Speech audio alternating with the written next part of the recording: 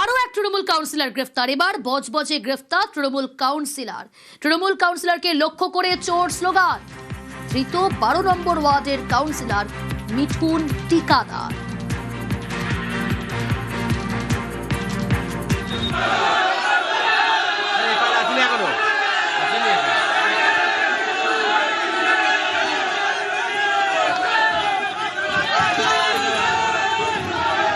কি কারণে গ্রেফতার করা হলো?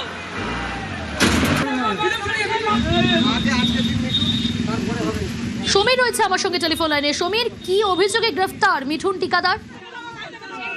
দেখো, বলে রাখি, দক্ষিণ চব্বিশ পরগনার বজবজে 20টি ওয়ার্ডের মধ্যে 20টি একটি ওয়ার্ড ছাড়া বাদবাকি 19টি ওয়ার্ডে বিনা প্রতিদ্বন্দ্বিতায় এই সব লোকে কাউন্সিলররা জিতেছিল। তার মধ্যে বজবজ পৌরসভার 12 নম্বর ওয়ার্ড তৃণমূলের কাউন্সিলর মিঠুন টিকাদার। এর আগেও মিঠুনের প্রতি গ্রেফতার হয়েছিল 2018 সালে অক্টোবর মাসে।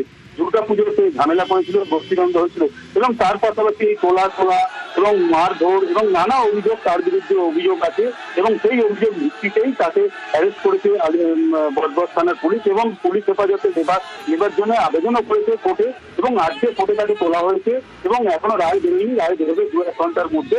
এবং এই মিঠুন ঠিকাদারের বিরুদ্ধে বহু অভিযোগ আছে এবং মিঠুন ঠিকাদার সহ আরো কয়েকটি কাউন্সিলর আছে, তাদের বিরুদ্ধে এলাকার লোক অভিযোগ দিয়েছেন এবং এফআইআরও করেছেন। পুলিশ তদন্ত করে দেখছে, তাদেরকেও এর মধ্যে অ্যারেস্ট করা যাবে এবং এই তোলাবাজি, মারধর এবং গুলি চালানোর অভিযোগ এর বিরুদ্ধে রয়েছে মিঠুন ঠিকাদারের বিরুদ্ধে। বেশ।